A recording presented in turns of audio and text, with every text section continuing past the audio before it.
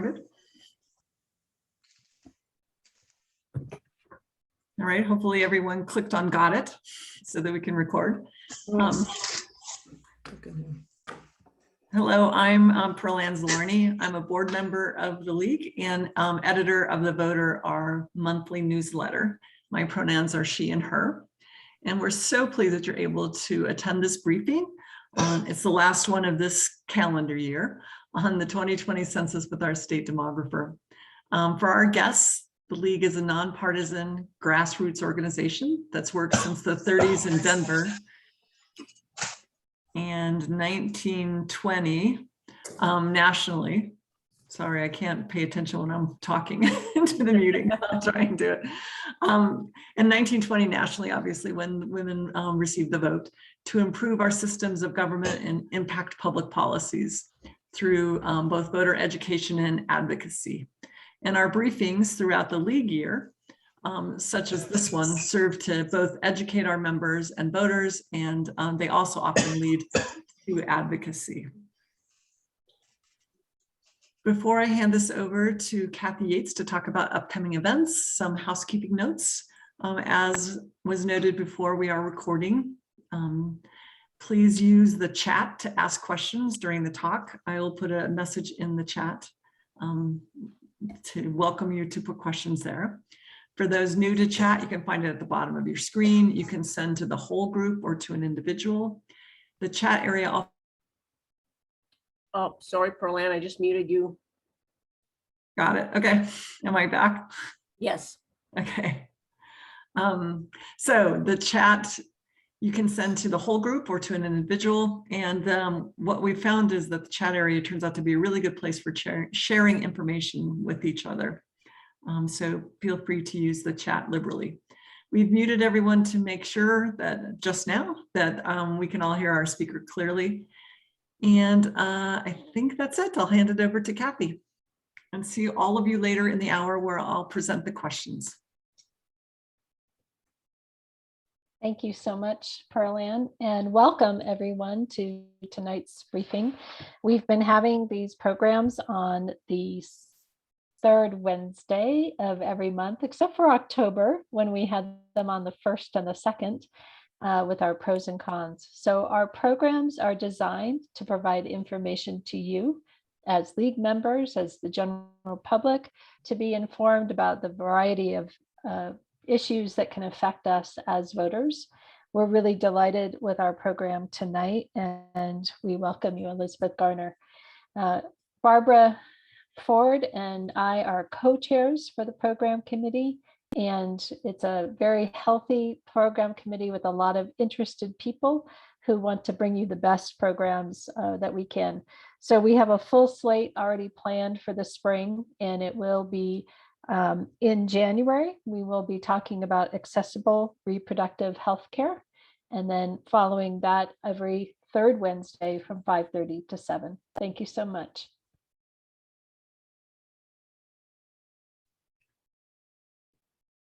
Sue, I think you're next. Yeah, sorry, I should have done that. Sorry, I'd like to introduce Sue Stark, who was able to coordinate tonight's talk with Elizabeth. And thank you very, very much, Sue, for your work. And please go ahead and make the introduction. Well, welcome, Elizabeth Garner, our Colorado state demographer. Elizabeth was last with us in the winter, I think, of 2019. A lot has happened. And the statistics that she relied on then were really statistics from the census from the previous 10 years. And we've had another census. And so we have more information now that's more current. Some of you may wonder, what does a demographer do? So I have very brief information about that. Demographers collect statistical data. They analyze the data to identify any trends and then predict future trends. These predictions can help governments, social service agencies, and private companies to plan ahead. Demographers are sometimes called population sociologists. And I have a quote that I took from Elizabeth's website about another presentation that she was giving, but I thought it was applicable for ours. Population growth throughout the state of Colorado has varied over the last decade. There are demographic, economic, and political shifts taking place that will slow growth in the US and Colorado. It is important to understand what is driving population growth and where it is likely to occur in order to successfully plan for the future. The State Demography Office creates population forecasts and associated components by age and by county through the year 2050. These can be used to develop scenarios and plans for resource use across the state.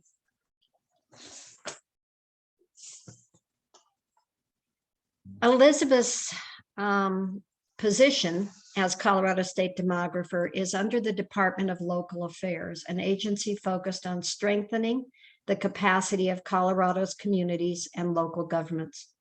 She leads the State Demography Office, which produces population and economic estimates and forecasts for use by state agencies and local governments.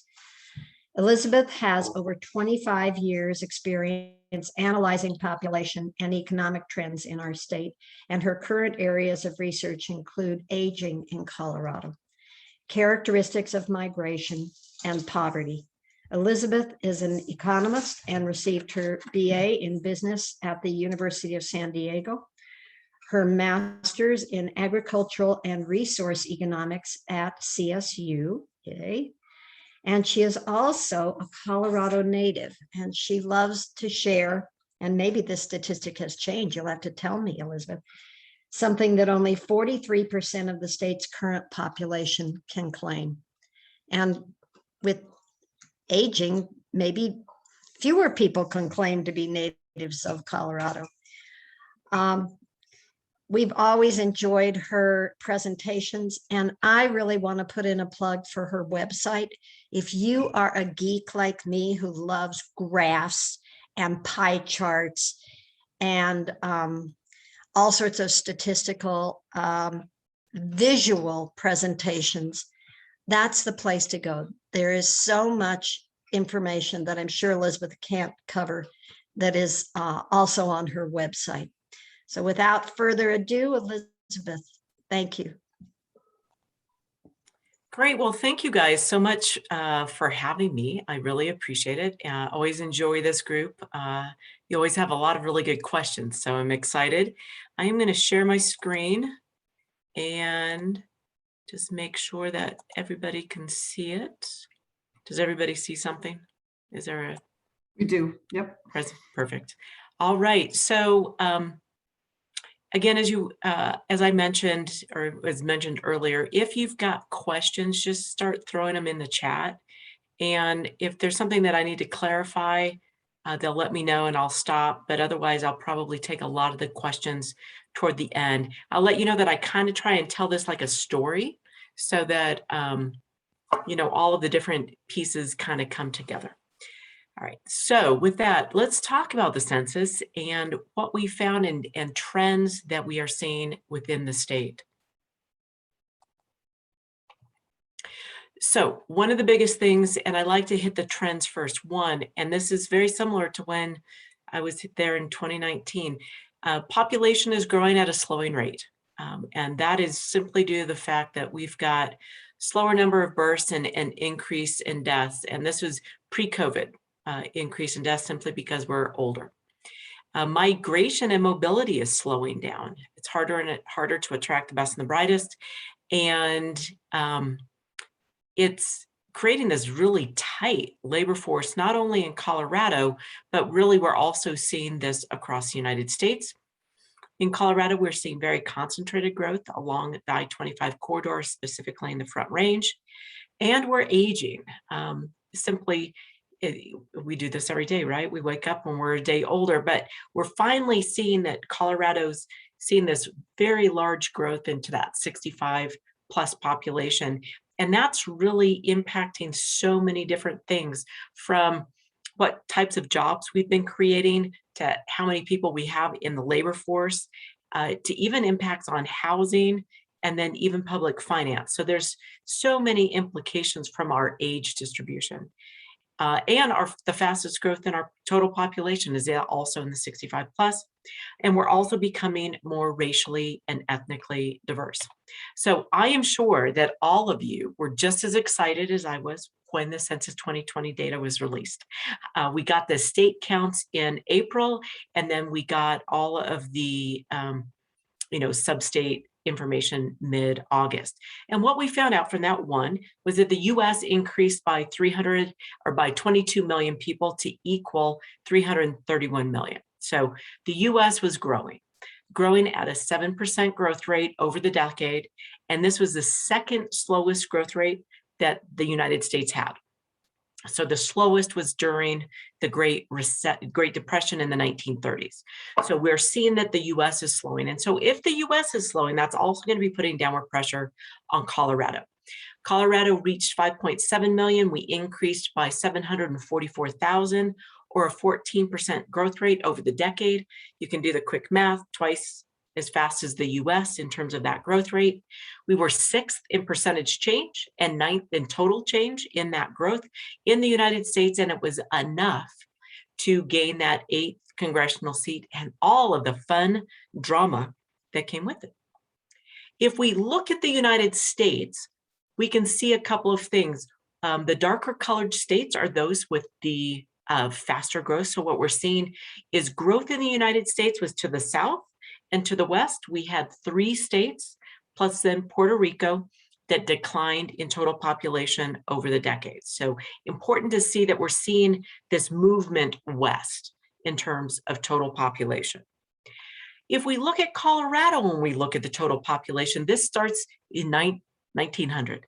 I wanted to show you the total growth and the growth rate over time to illustrate a couple of things. One, that 744,000 was very, very similar to last decade. Likewise, it was a slower growth rate than last decade. We can look at the 1990s and see that that was one of the fastest growth rates and amounts that Colorado ever had. So this growth that we had between 2010 and 2020 was slower than the last 2 decades, and a little bit faster than what we had during the 80s. But you can look at those historical trends in terms of growth rates and absolute amounts of growth. When we look at the state and we look at the total growth, the red, orange, yellow counties are counties that increased. All of the shades of blue declined. So we had 16 counties decline in total population over the decade. And we see this concentrated growth along the Front Range. And in fact, 95% of the total growth over the decade was in the Front Range, excuse me. And that is very different because the previous decade, it was only 78%. So we saw 95% of the growth in the state along the Front Range. And as a fun kind of illustration of how concentrated that growth was, I've got this graph up there, and this shows every single county in the state from left to right. Left is the largest amount of growth, which was in Denver, an increase of 115,000. Next to that was El Paso.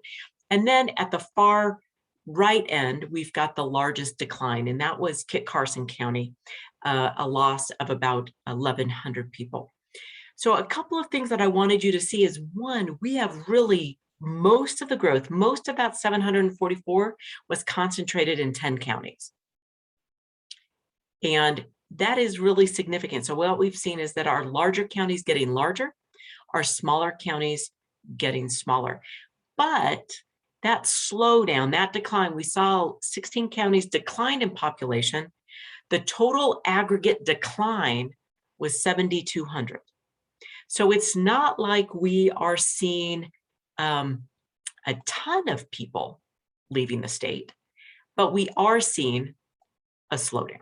And I think that that's important to really kind of illustrate where things are and kind of the impact of the growth that we're seeing. So when we think about growth, there's two important components. One is called natural increase, which is the blue component. The net migration is the red component. And so the total bars on this show the total growth each year. This starts in 1970. And so just, you can see in like 1973, we had growth over 100,000 one year. In the 90s, we saw 7 years of growth over 100,000 into the early 2000s. But really since 2001, we've only seen 1 year in 2015 where we barely got up to that 100,000 mark. Otherwise, the other things that you can see is really since 2015, we've seen a slowdown in growth. And we can see that slowdown both on the net natural increase, the births minus the deaths. And again, that slowdown is due to the fact that we've seen a slowdown in births and an increase in deaths. And we've also seen this downward pressure due to net migration. One of the most important things that we've seen with this trend is this slowdown in births. We had our peak birth in 2007. And this graph shows both the Colorado, which is in the orange, and the United States in the blue. Both the US and Colorado are seeing this downward pressure in births, so fewer births occurring per year. Colorado is down about 8,000 fewer births per year. The United States is down 525,000 fewer births per year. So that is a pretty significant slowdown because we have more women of childbearing age now than we did in 2007, but we've seen this downward pressure. And we need to start thinking about, well, all right, so fewer births, that means an impact to K-12. That means an impact to higher ed. That means an impact in the future to our labor force. Our peak birth was in 2007, making them 14 years old. So we've got a couple more years before they don't enter the labor force, for example. But good news, with that slowdown in births, one of the biggest things we've seen is this slowdown in teen pregnancies. So this shows change in births by age of mother. On that kind of left side, we're seeing this slowdown in the teen pregnancies, teen births, and some of the largest declines basically in the 19 and younger. Colorado has seen the second largest slowdown or decline in teen pregnancies in the country. So that's really great for Colorado. A lot of this has to do with programs that were instituted basically in 2007, which had to do with called LARC, long-acting reversible contraceptives. So basically making contraceptives more reliable is basically what has happened. And we're seeing an increase in births on the moms kind of in the 30-year-olds. So we've seen the slowdown in the teens and the 20s and an increase in births to women in their 30s. So this has had an impact in the United States. What we saw with Census 2020 is that all of like the red, orange, peach colored states are states that had an increase in the under 18 population. All of the shades of blue had an absolute decline in the under 18 population. 27 states, an absolute decline in their under 18 population. We had an absolute decline of over 1 million people under the age of 18. So again, thinking about this in terms of K-12, higher ed, labor force. And when I shared this graph with higher ed, you know, one of the first things they were like, oh my God, because California and the Midwest are the two largest donors for out-of-state tuition students to the state of Colorado. So this is something that they're looking at to see what it could do to impact their base of students coming into the state.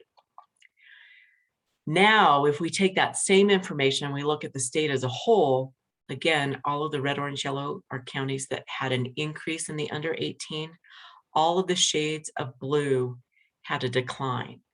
And what's very interesting with this is that only our population under the age of 18 only increased by 38,000 over this last decade in Colorado. So our total population increased by 744,000. Our under 18, only 38%, only 38,000. It was 5% of our total growth was the under 18. Last decade, we increased by 127,000, and it was 17% of our growth. So this is a pretty significant departure from our growth. Again, and no region of the state really has been immune from this slowdown, from this absolute decline. San Luis Valley, Eastern Plains, Western Slope, Rural Resort, even the Denver metro counties of Boulder and Jefferson have an absolute decline in their under 18. Now, I don't want this to sound like, oh, I'm only pro-growth. My point is this is new, and this is a departure from what we've typically seen, and there are implications. And we always just need to be ready for those implications. Certainly from a positive side, this could implicate, future decline in resource use. But on the other hand, we've got this issue of dealing with slowdown in labor force, slowdown in higher ed, slowdown in K-12. So moving on then to migration, when we look at migration, we still have not received the single year of age data from the Census Bureau yet. So we can't create this graph with the most current data, but this is showing it from 2000 to 2010. And typically when we look at this over time, it has a similar shape, just different levels, different magnitudes based on how much an area is growing. We attract 22 to 37-year-olds. That's our kind of our bread and butter to Colorado are those youngins. A little bit of movement around 65 plus, but not a significant amount of growth in that area, in that age group, just a smidge. It's slightly positive. It's not negative, but it's not a big positive like you'd get like in an Arizona or Florida. So we know one of the biggest drivers to population change is job change. And that's basically what this chart is showing, is that in the blue bars is job growth, the red line is net migration. When we have stronger job growth, we tend to have more net migration. When we have weaker job growth, we have weaker migration. And it seems pretty simple, right? It seems like that is pretty obvious. But I will tell you that for a lot of decision makers and a lot of policy makers, this isn't as intuitive.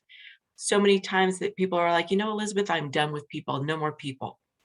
In fact, we're going to limit housing because we don't want any people.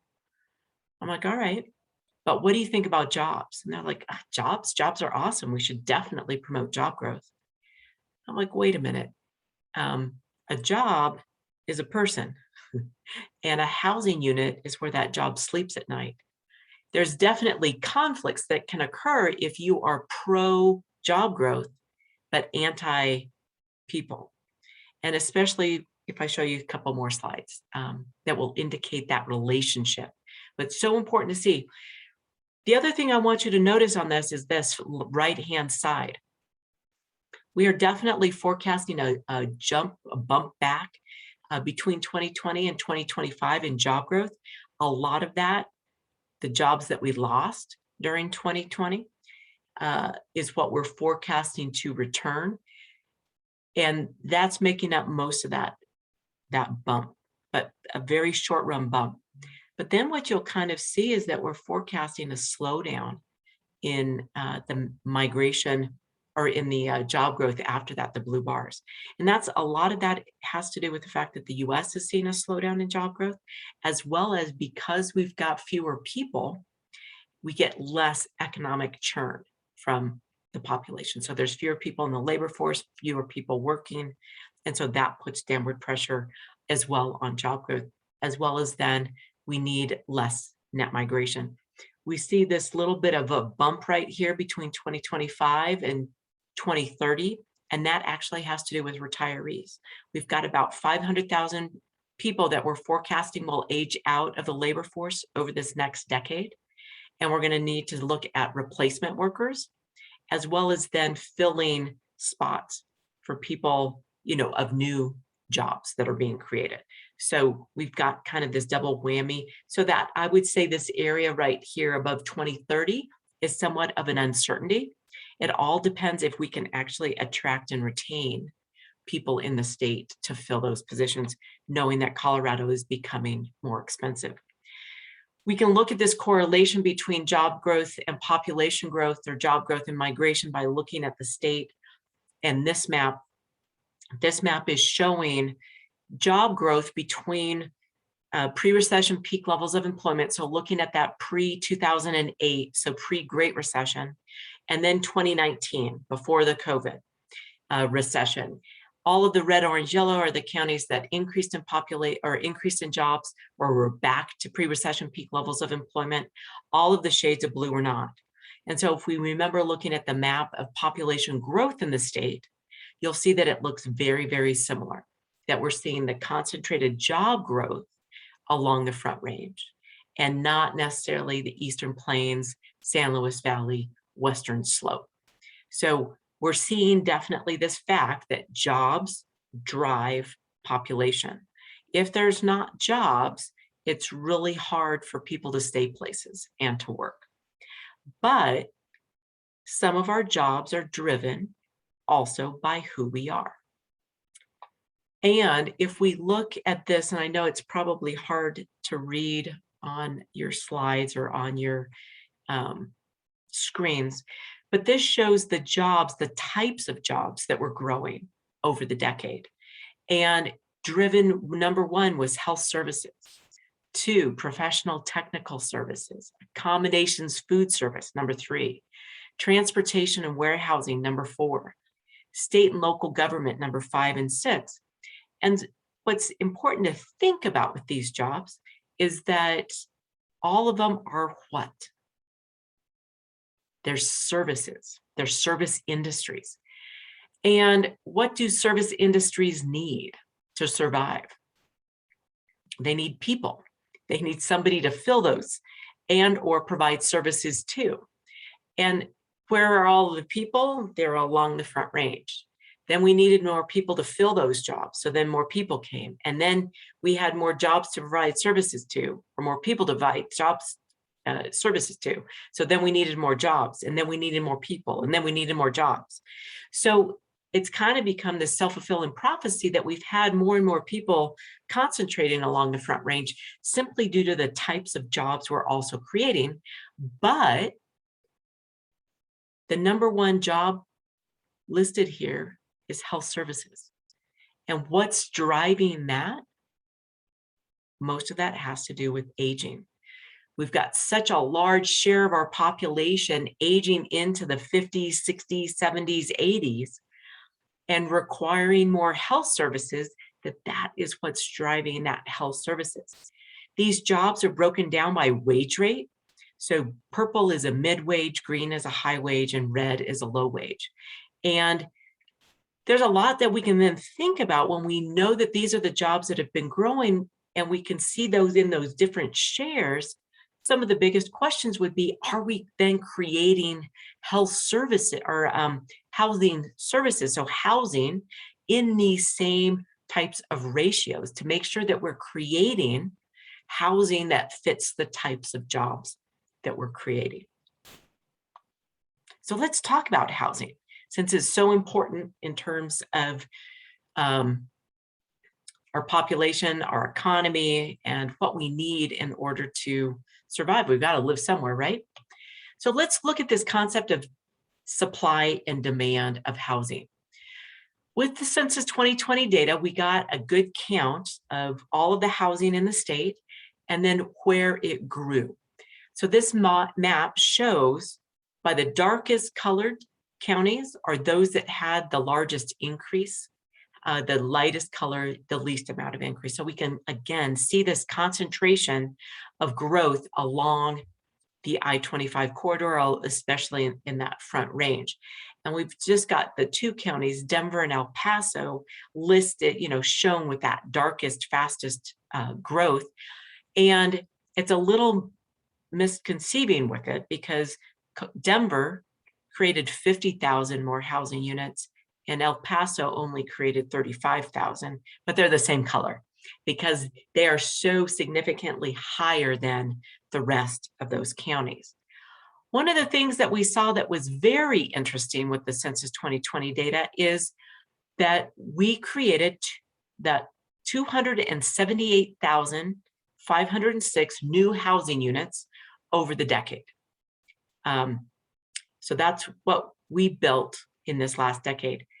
If we then compare that to the last decade, to between 2000 and 2010, we built 400,000 housing units over that decade. So about 126,000 fewer housing units that came online during the last decade. The only counties, there were 6 counties that built more housing: Denver, Boulder, Jefferson, and then the little counties of Cheyenne, Alamosa, and Bend. The rest of the counties had an absolute decline in terms of the number of housing units they brought on board. Remember that our population growth was a little bit higher than the previous decade. Last decade, it was 726,000. This decade, it's 744,000. So definitely a mismatch in terms of population growth and housing unit growth, in terms of why did we see this slowdown? And so many times I hear from people saying, oh, the problem with our housing situation is that we grew by more people than we anticipated. We had people flocking to the state. And I'm like, what are you talking about? If you look at our forecast for this last decade, we actually forecast more people, over 800,000. So if anything, our population numbers came in slower than what we were anticipating in 2010. So you can't use that necessarily as the excuse. But what we didn't do was build housing. Now, I will tell you, it's not easy, right? It's not easy making things balance out. In this graph, I'm showing you annual housing construction in the orange line. And in the black line, I'm showing you household formation. Again, it starts in 1990. And we can see in the 90s into the early 2000s, we were definitely growing on both ends. And I had shown you that in that first graph, showing that we had those 7 years growing above 100,000. And after a bit, we started catching up with that building. We were building to fit those households. Then, I don't know, does anybody remember 2001, 2002? We had that .com bubble and burst in Colorado. It was very regional and it was very focused on Colorado because of kind of the tech bubble that we had here. So in an instance, we saw migration fall because people are like, there's no jobs in especially the IT sector in Colorado. So where we saw growth, way the net migration or the household formation above 60,000 fell from 60,000 all the way down to 20,000, in a matter of 3 years due to that recession. But we kept building and we kept building and kept building and kept building. And I remember this time period because I was like, why are we building so many housing units? And then it came to fruition to where all of that excess building and slower growth led us into the Great Recession because we had overbuilt and we didn't have people to actually live in those housing units. And then we didn't build. And then we didn't build, and then we didn't build, and then we didn't build. Because with the Great Recession, it was across the country. Colorado was not an outlier. It was right in the middle of the pack in terms of losing jobs and slowing down. And because it wasn't isolated to just Colorado, what we saw was actually average population growth. if we look kind of starting in 2006, all the way through 2017, 18, we had pretty stable population growth. There weren't really any weird outliers. It was fluctuating anywhere between 30 and 35,000 in terms of new households being formed annually for, over, probably close to 12, 13 years. And then that tightened that constraint on housing because we didn't build. If you look back in the 2000s, we were building more than 50,000 units a year, down to in the middle, late 2000s, early 2010s, we were down to 10,000 units a year. You can see on the far right-hand side kind of where we are now, where because of the slowdown that we saw in terms of migration and because of COVID, we've slowed down in household formation and finally picked up in housing unit development to where we're right around that 40,000 units coming online within these last 3 years. That last one out there that's kind of a lighter colored orange is the forecast for 2021. But that gives you a little bit of a better feeling for understanding this idea of supply and demand. We can also look at just the simple ratio over time of housing units to households, and this starts in 1980. And we can kind of see these booms and busts.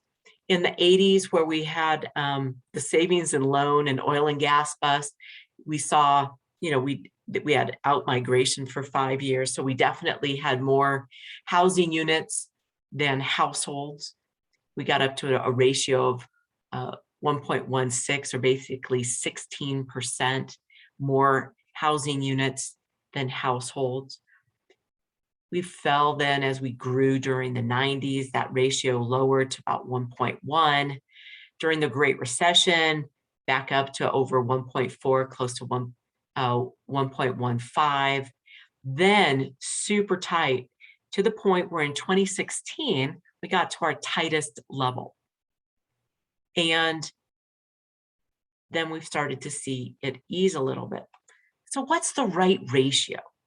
What percent more housing units should we have than households? And I think that's a really good question. I don't think that there's an answer here on this chart, nor do I think people have an answer. Certainly we need a certain number of vacant units to have a flow in and out. The other piece that's odd is this other idea of vacant. What we call like second homes or vacant seasonal, we also call them short-term rentals. We know that that number of short-term rentals, seasonal vacant, second homes has increased over the decade simply because there's more people interested. Airbnb, VRBO have become very popular tools for short-term rentals, and we're seeing them in places that we hadn't seen them before, like Denver. You think about short-term rentals up in the mountains, but you don't necessarily think about them down in Denver. And that's another thing that, trying to figure out what that equilibrium level is, I think is a good question. But we do know that it was too low. And it has forced our housing prices high to the point that Colorado's got the 5th highest median home value in the country, yet only the 12th highest median household income. So there is this disequilibrium, and understandable why certain people can't afford housing because it's just above their price range. So now I'd like to go in and talk a little bit about age and aging and preferences and what's being driven by age.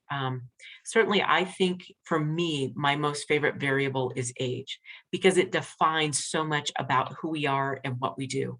We have different preferences, different activities, different likelihood of working, different amount that we'd be spending, different goods that we would be buying based on our age. And so it's always important to know who lives in your community. This is a slide showing a graph of the total population in Colorado broken down by single year of age. And the black line is at age 65. And we can see a couple of things. One, our peak person is 30 or 29. We can see the slowdown on that far left-hand side. Fewer 0-year-olds than there are 60-year-olds. So we see that slope. We can also see the large number of people aging into the 65 plus. At first, obviously, we're seeing growth in this 65 to 70. Then we're going to really start seeing over this next decade kind of the growth in the 70 to 80-year-old age groups.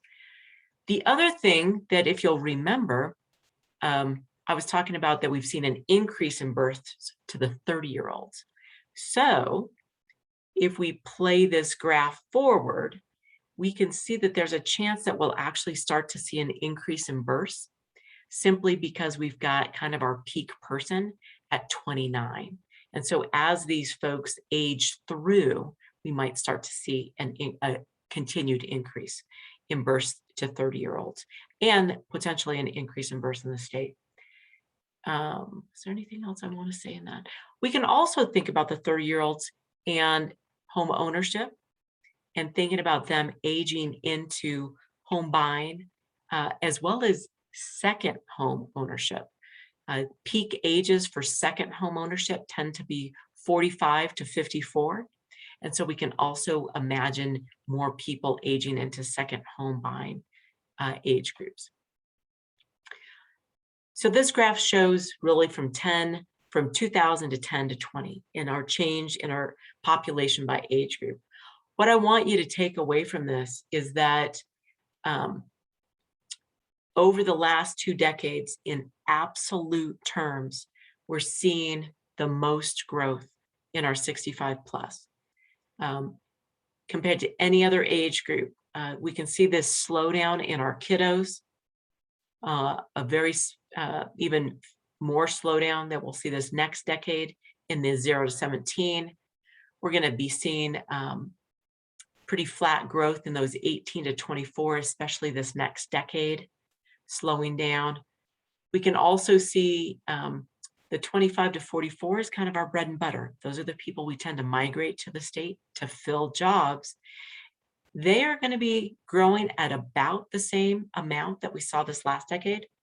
But really take a look at our 65 plus, increasing by over 300,000 both decade, the largest numbers.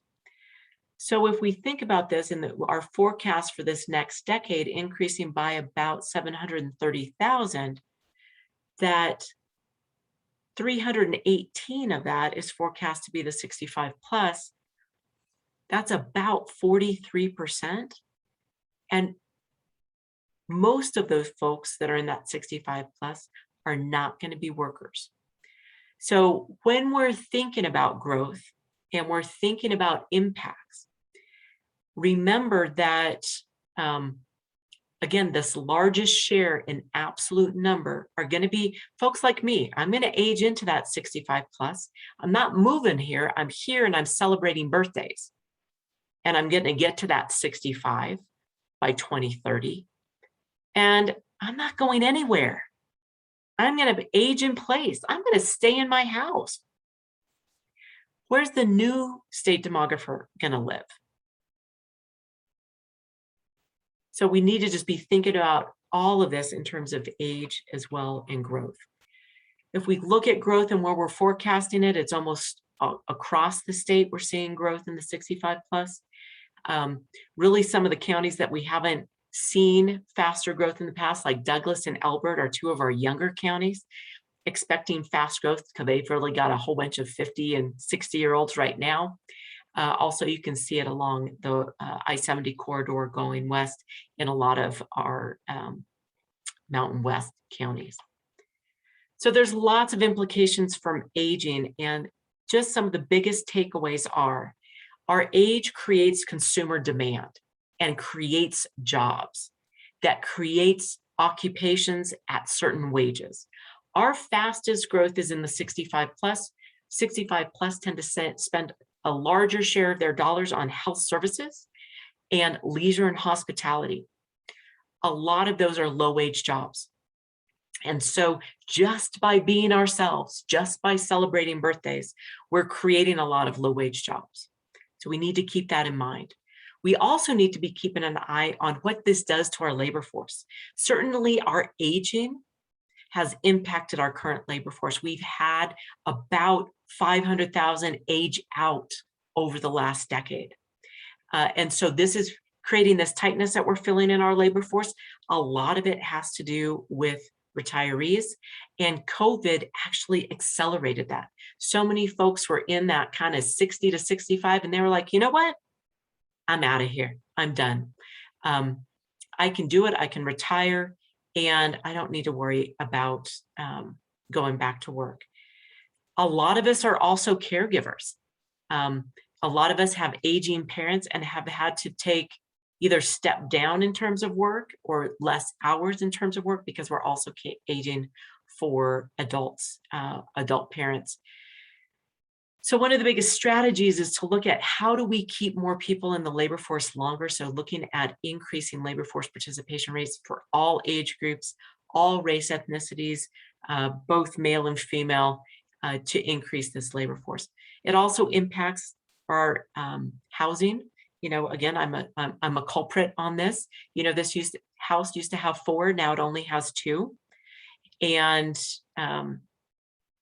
that's putting downward pressure, or that's putting pressure on housing. Now this house only provides a housing service to 2 people instead of 4, so half the amount. There's a lot of people. I'm at the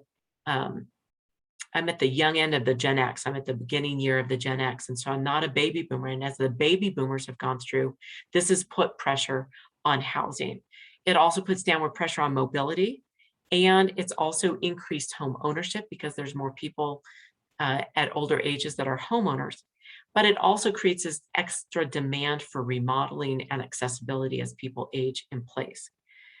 And I think I hit all of those other factors. So we're also becoming more racially and ethnically diverse.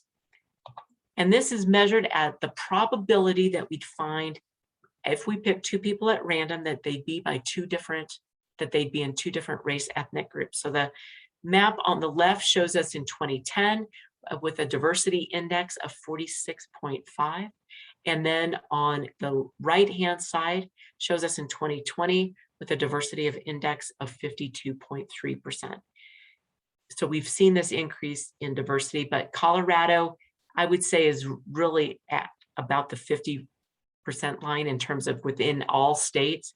There are half the states are more diverse than us and half the states are less diverse than us. So we're kind of right in the middle. If we're looking at total population change by race and ethnicity, this chart shows in this first column, this shows that the total number by each race ethnic group. The second column shows the share of the population. So what we can see is that we're 65% white non-Hispanic. We're 21, almost 22% Latino.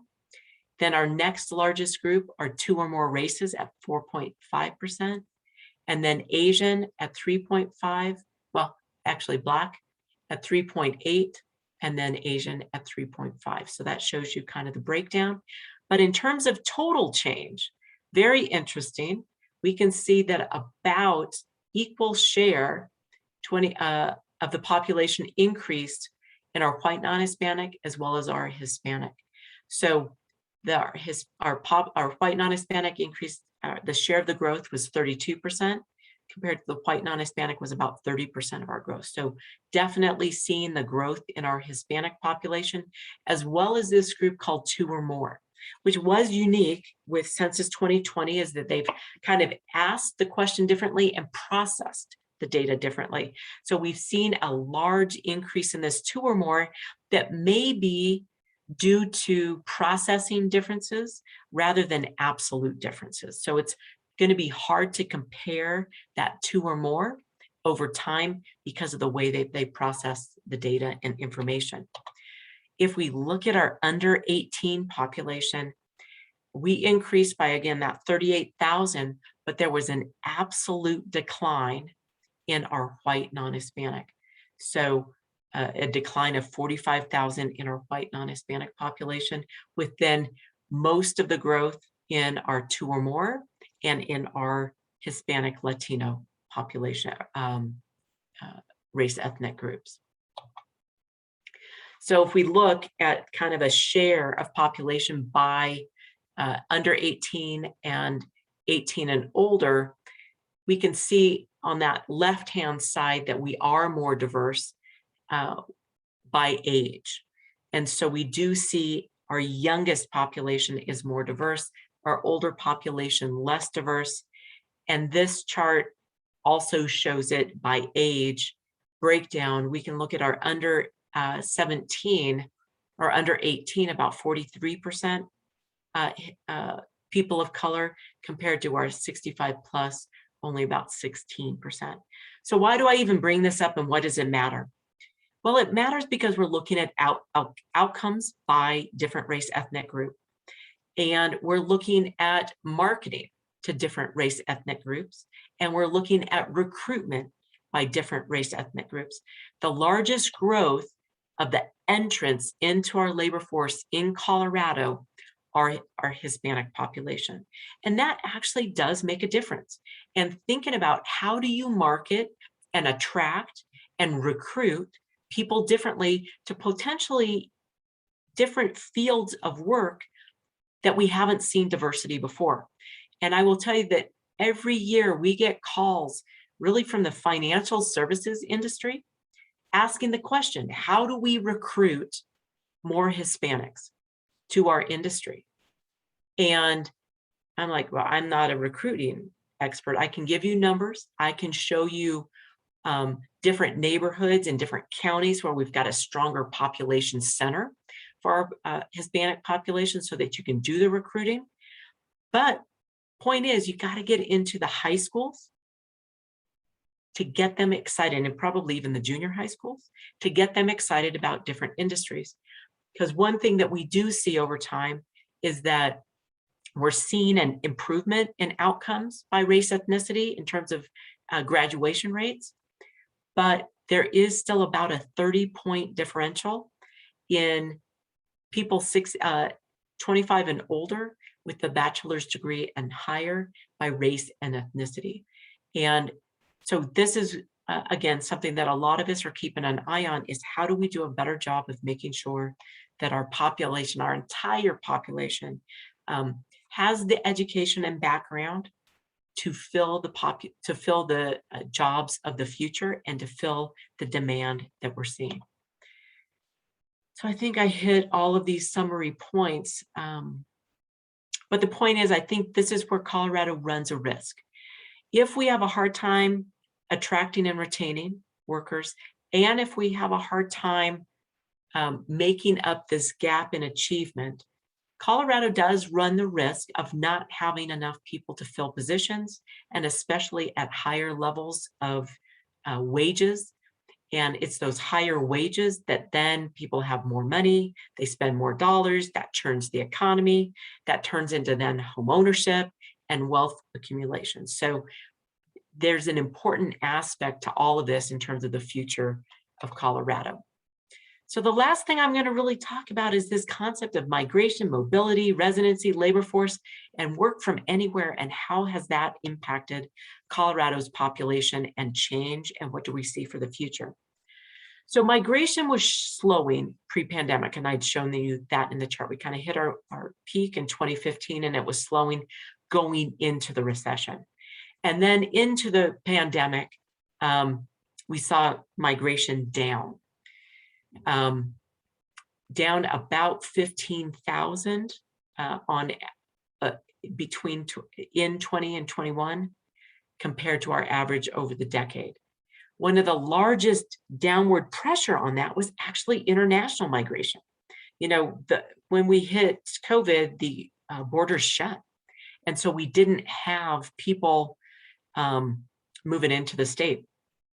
J1 worker visas fell from 10,000 to 1,000. So we didn't have people to fill positions up in the resort region, especially a lot of those leisure and hospitality jobs. As we heard for the last couple of weeks, we've just seen the borders start to open.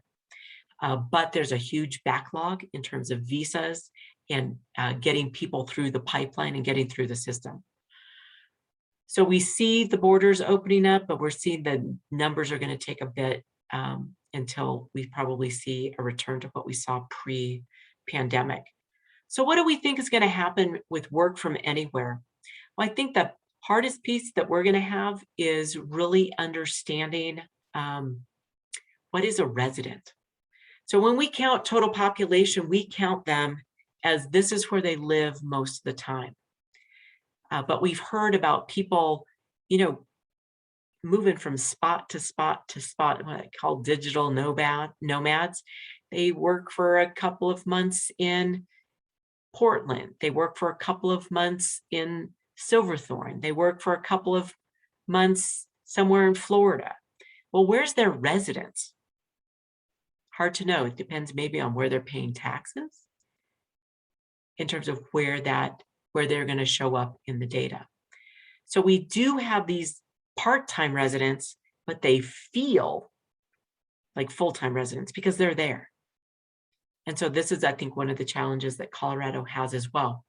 We definitely heard about this out-migration from urban centers. But what we saw from this report that was done by the Federal Reserve using some consumer credit panel data is that what they actually saw was that there was an outflow up about 9%, but actually what the biggest impact was that the in-migration into urban centers was down by 18%.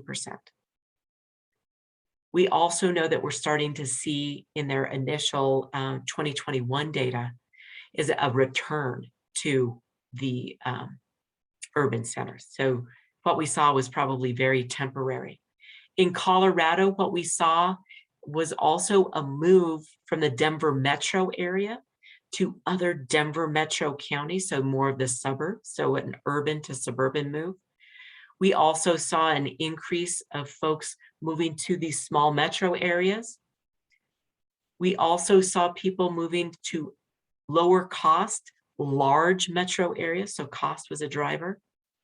We also saw people moving to large metro areas, but that was down a little bit. So it's very interesting to see that this wasn't necessarily just a straight urban exodus.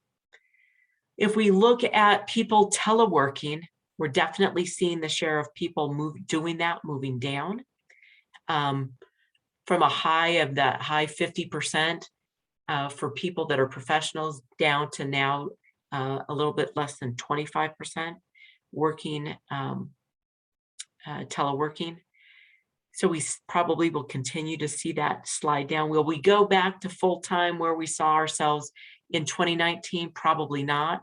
But will we see ourselves right now where we're still doing a lot of telecommuting? Probably not as much.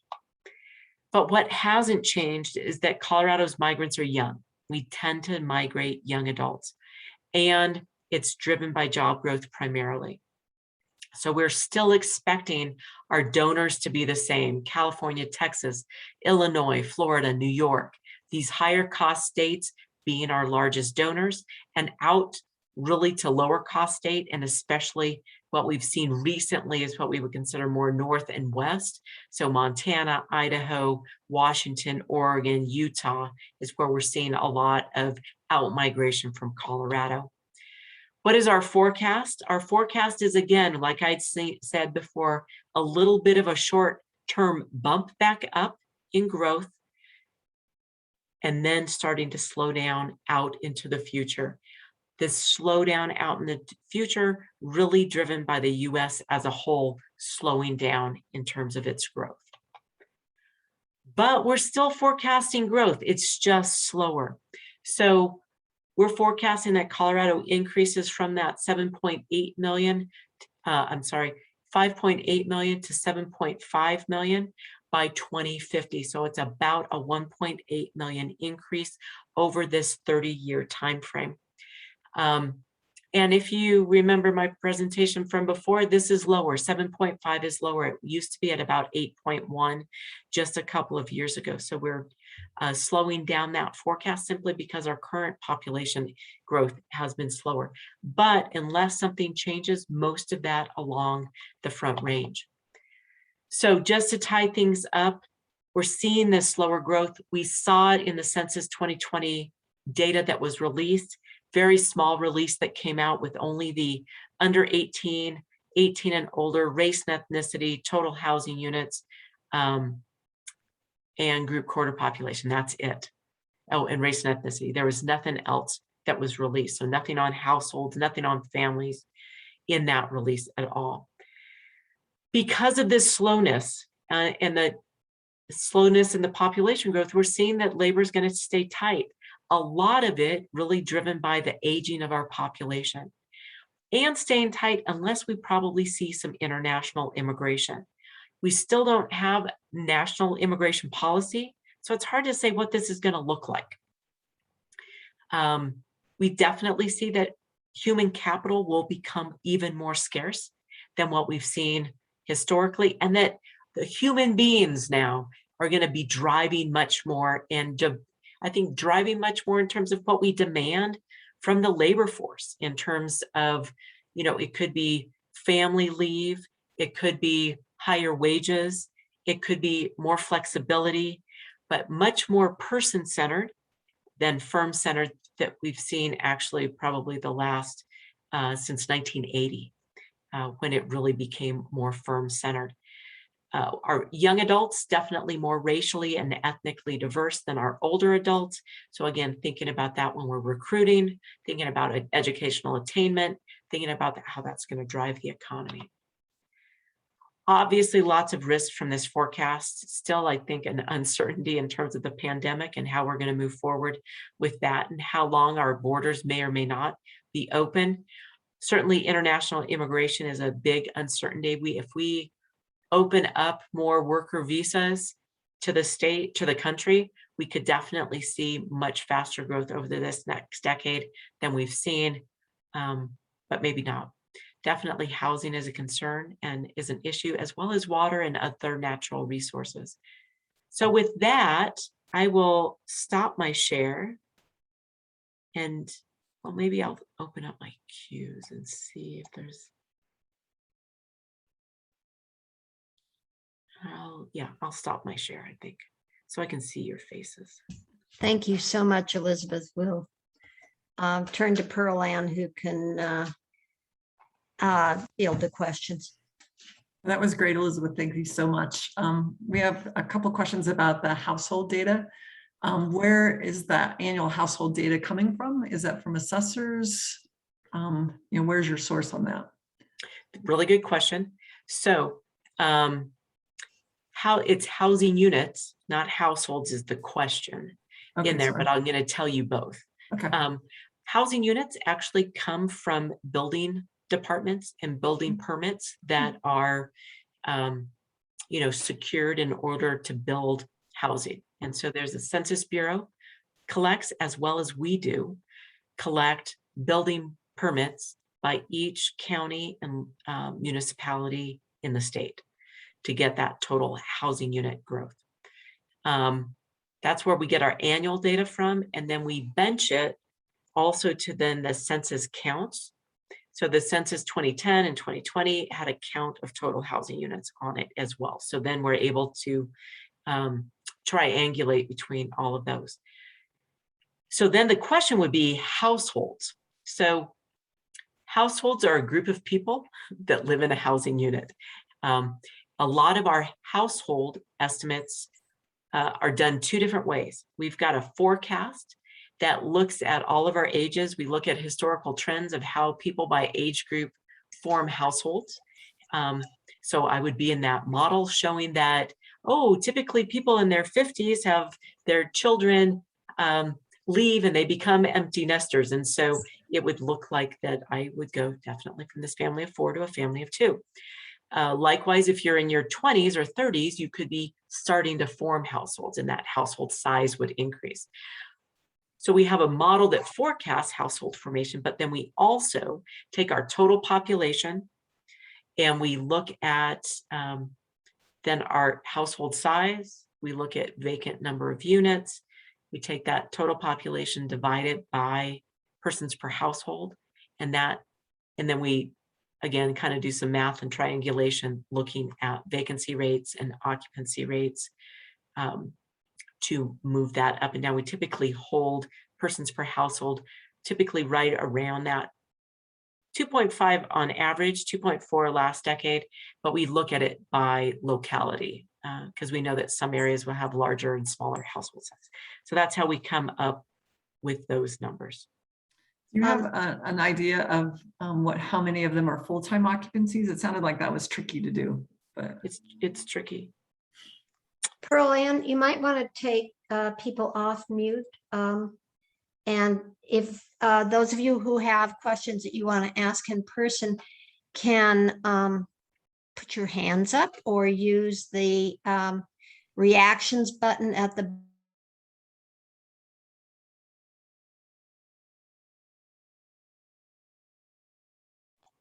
So you muted it. oh, everybody got muted, I think. Sue, you'll have to unmute yourself.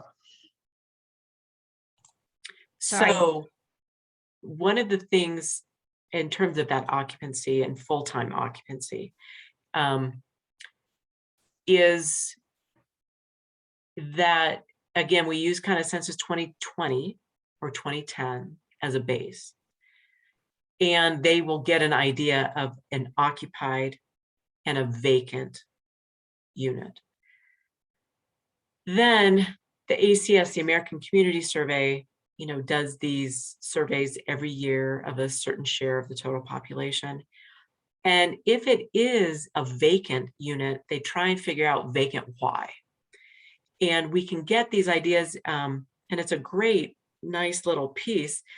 Some of them are vacant because they're for sale. They're vacant because there's work being done on them, they're being remodeled. They're vacant because they're seasonal. They're vacant because they're typically like worker housing. And so maybe it's not agriculture season. So they have a breakdown of seasonal why or vacant why. And so we use a lot of this one that's called seasonal vacant and for recreational use, because then that means sometimes it's occupied, sometimes it's not. So hopefully that gave you an idea. Pearl Ann, could you unmute everybody? And No, then I don't think we can unmute everyone, but anyone can unmute themselves. okay, thank you. You're not permanently muted. So if you do have a question, sort of wave or use the button on the lower right of your screen. There's a little emojis with a smile on it and a plus, and there's a yellow hand you can put up on your little box that indicates that you have a question. You can use that or you can use the chat. So we had a, moving on to the aging a bit. Is the aging issue, isn't the aging issue over much of the country? Are we unusual in the aging, or how unusual are we in the aging? So we are unusual. I think now we're the 5th youngest state and had the 6th fastest aging. So basically we're just a little bit younger than most folks. And we attracted a lot of baby boomers in the kind of the 70s and 80s, and they've just stayed here. And so it's taken them 30 to 40 years to age into that 65 plus. So that was like the first big group of migrants to the state. And so we are unusual in that, and we didn't have a lot of older people to begin with. Colorado wasn't super popular earlier before the boomers. And so we just don't migrate a lot of older adults.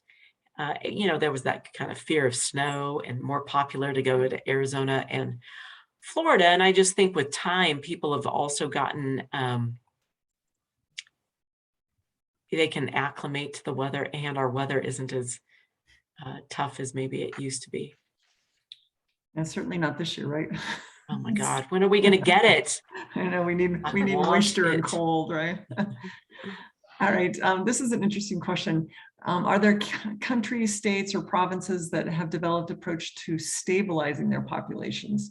And is that, with neither increases or decreases?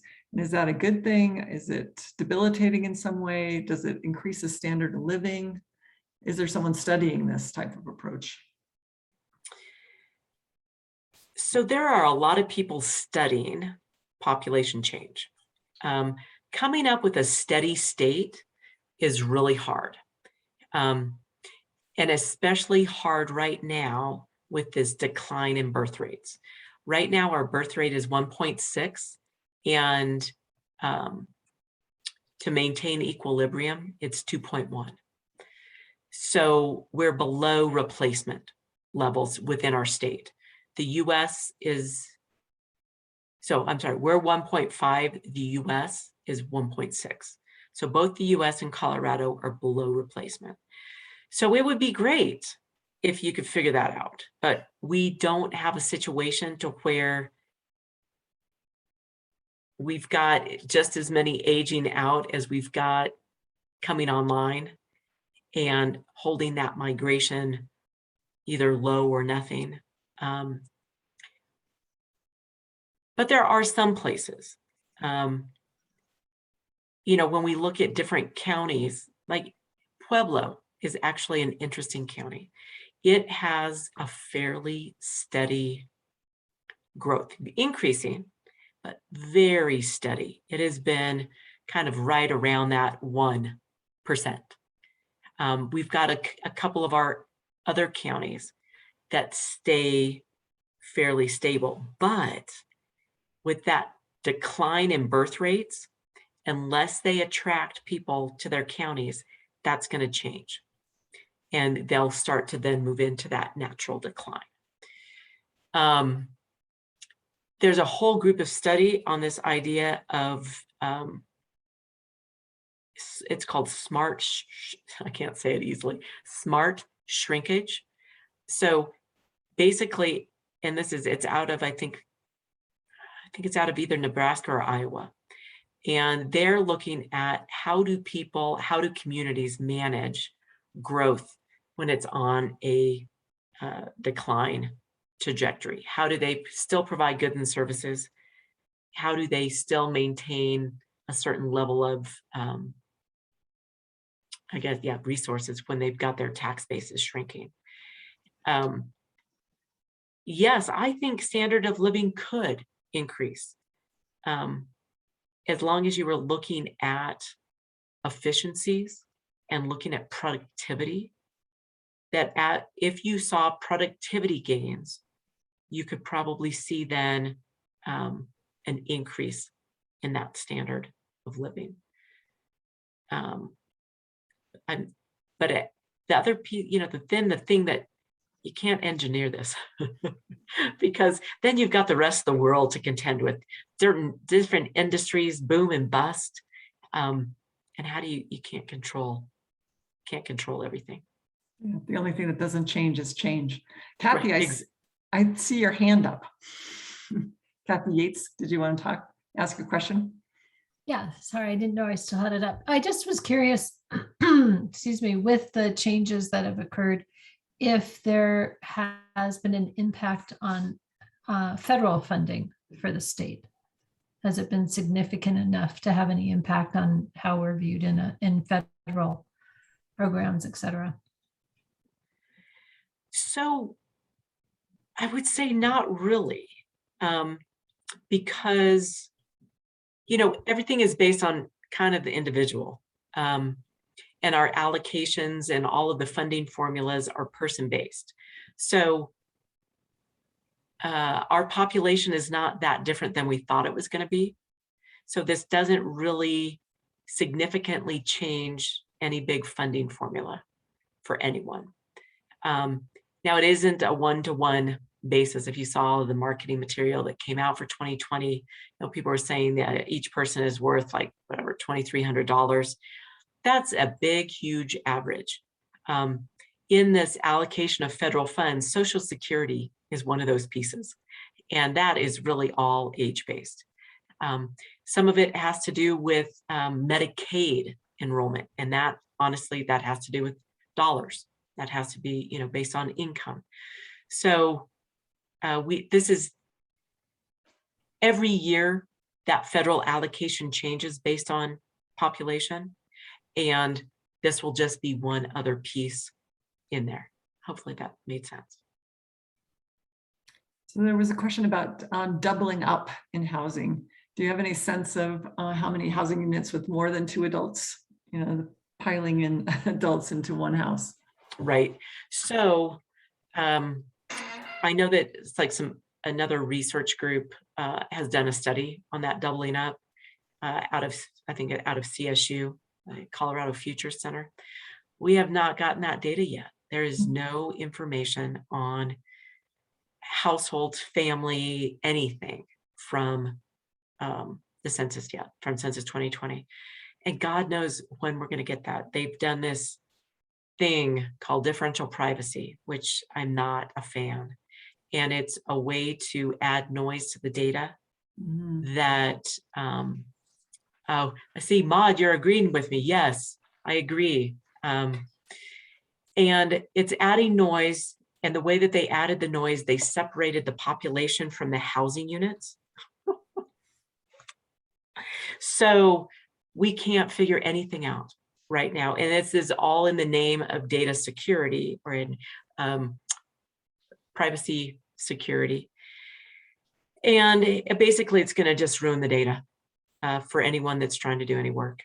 And we've already found that in terms of looking at the data and looking at the information, we are seeing household size greater than 15.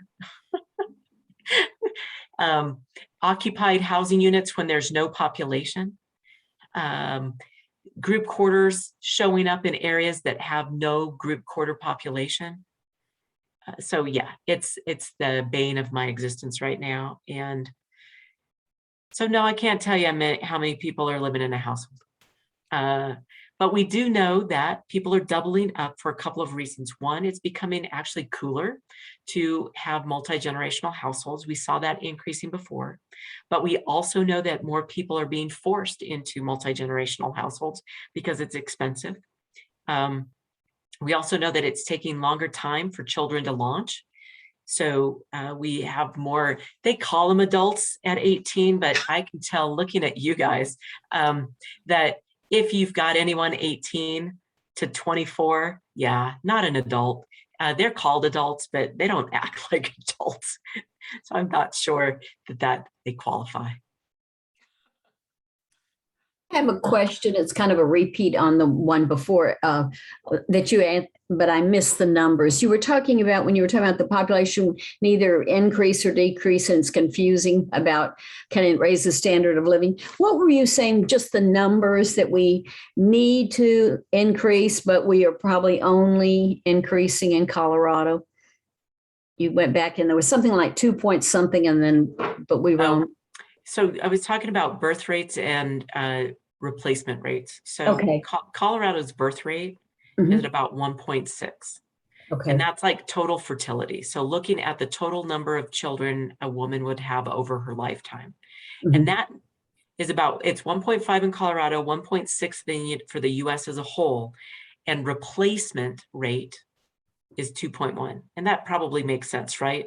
Because since guys can't have kids, you know, you'd have to have 2 to replace both me and my husband. And because we've got a infant mortality, we need to actually have 10% more because. Thank you. Yeah. So did the addition of 2 or more races, that category, affect the census? Is that recent or? So it is recent. It was this decade, and it affected us in the ability to choose what we are.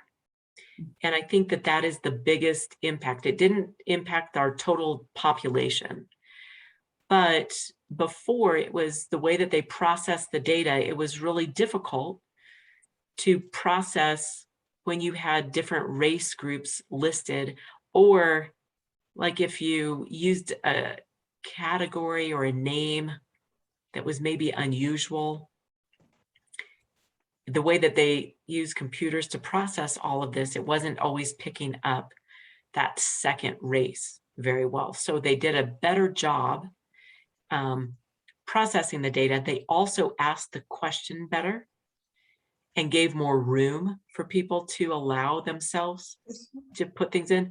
The other big thing, and I bet a lot of you heard this on NPR like a week ago, is that a big piece on this was also 23andMe and the other DNA swabbing tools. Is people are like, oh my God, I'm also Korean. Who knew? And, you know, so then they're writing down that they're, you know, white and Korean or whatever it might be. So I think, you know, some people hate it because it doesn't give a great comparison over time. I love it because it now allows people to do a better job of describing who they are. Yeah, no, I agree. Any guess on how much the undercount was in the 2020 census? There was so much controversy before the census, right? About would everybody be reached? Right. So Maud's cheating. If anybody knows Maud's background, she's cheating by asking that question. No, I don't know what the undercount is. I don't even know what it might be. You know, they're doing a survey right now to kind of study response and counts. Who knows if it's an undercount? Maybe it's an overcount.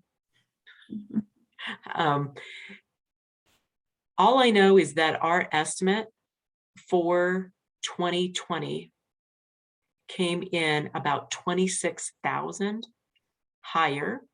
So we were estimating that count to come in 26,000 higher than it did, which is a 0.4% difference, which is pretty good. Interestingly, I think if any area may have been undercounted.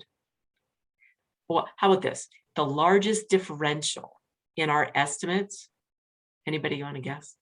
Which county came in with our highest differential between what we were estimating and what the count came in at? Anybody want to throw out a guess? Maud, no guess? Some county that really didn't distrust the government. And who might that be? I'm thinking Census? the far eastern plains or the western slope Grand No, Junction. No, or actually, Douglas. no. So actually, those are all good behaviors.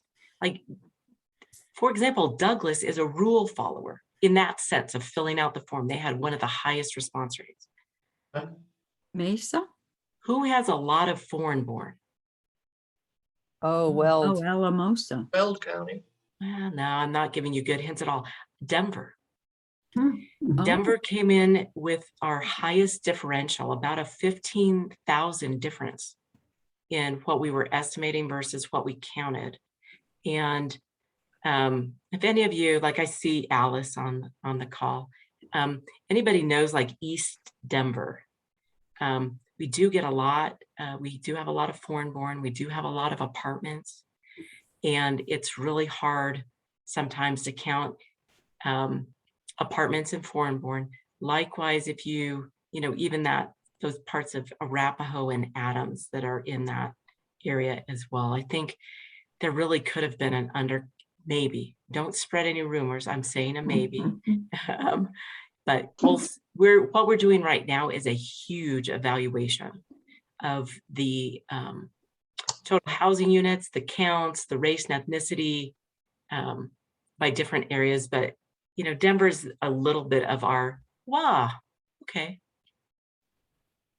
So as a follow-on to that, what was the biggest surprise when the 2020 numbers came out for you? I will tell you the 2020, the Denver was our biggest like oosh.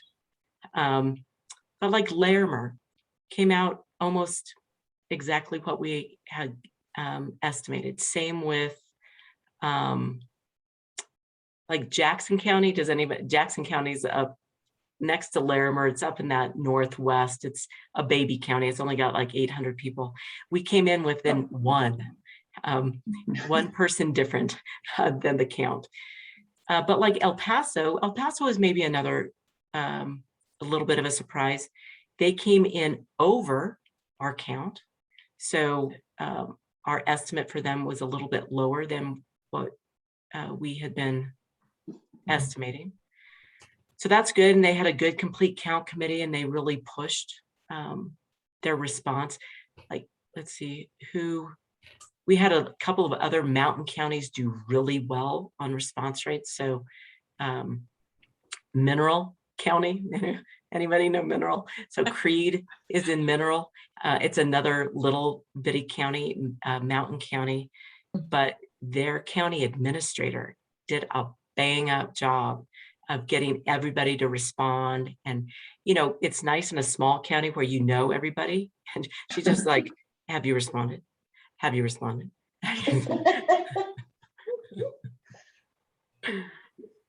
Jackson isn't that small. I can't imagine that she'd be saying that. Oh, are you a Jackson fan? I forgot. I think, sorry. So Elizabeth, can you talk a little bit about the population growth and water? Because you had that on the list for impacts. For impacts and constraints. So obviously water is a constraint. And it is, you know, we need water to survive. And especially right now where we're seeing such a low snow season, we do work with communities in terms of build out and what do they have capacity for. I think interestingly is Weld County, it may end up being interesting. Right now, they're our largest forecast in terms of total population change out through 2050. But I was talking with some folks that we're doing some small area forecasts and estimates with, and they're like, yeah, no, we can't get water. Yeah, no, we can't get water. So that may end up being a constraint for a lot of places, is just access to water. So something that we're definitely watching. And as you see water become more and more expensive, then those tap fees get more expensive, then the housing price gets more expensive, and price then becomes this barrier in terms of growth. I had a question, Elizabeth. You talked about over 65 population, but I think there are a lot. I'm curious how many people like over 80. Have you gone into that statistic? So we have an estimate that we can give you for the number of people over 80, but we haven't got a census count yet for over 80. So we're still working on an estimates basis. We only got data for them on under 18. Yeah. And 18 and older. So while we're chatting, I can pull it up. What other questions? Or is that the last one? I think that was the last one. We're just over 7, so we don't want to keep you too long either. Okay. Well, so actually what I tell you to do is play on our website, and you can just Google Colorado demography, or if you write fast, it's demography.dola.colorado.gov. And you can pull, we have so many fun maps and visualizations and tools. Like, don't do it when you have to go get work done. Go play on it when you actually can relax. And you'll see a whole bunch of different things that you can play with. We're going to start then launching actually a new website in January. And it's going to be actually even more intuitive. Oh, there we go. Putting the link right there.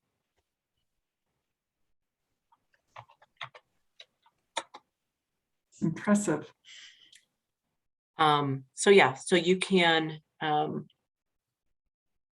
I mean, that's kind of the best way to do things. But like if you wanted age, you just hit population, age and gender, and then you hit forecast by age and gender, and it's just you pull it down I can't by. hear Tom.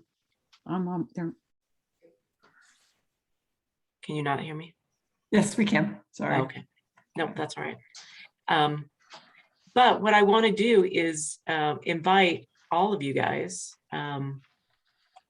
to, feel like you can email me, text me anytime, follow up with different questions that you might have with what's going on. There's actually, I'm going to forget her name. There's somebody in your policy that's I'm going to be meeting with. She's pushing for information on updated precinct boundaries on an annual basis. So we update precinct boundaries once a decade in the 2008 timeframe. And so I'm going to be meeting with her in like 2 weeks. So What's the she's somebody- size of your staff? But there's 6 of us. Okay. Oh, All right, Sue, do you want to take us out for the evening? I will. Thank you so thank you much. so much. Yeah. It was just great. And anybody else who wants to say thank you, say thank you. We always learn so much when we invite you, and you presented in such a way that it helps us see the actual trends and what changes are happening, and it makes a lot of sense. So thank you again, Elizabeth. We appreciate you. Hang around for another 25 years as our state demographer, okay? You can see from our ages that our brains stay just fine for a very long time. Oh, I don't know if I could do it for 25 more. Oh, you don't have to, but it's just been wonderful to have you, and wonderful to have you again tonight. Appreciate Well, it. thank you very much, and I Thank you, enjoyed it. Elizabeth. You are quite welcome. And I did find out about 190,000 people over the age of 80. Thank you. Wow. I need health insurance. And that too. Thank you. All right, so good to see all of you guys. Thank you. you. And thank you Bye. for Take care. everyone that joined in this. Thank you. See you in January for our Terrific. next briefing. Happy holidays, whoever and Yes. whatever. Yeah.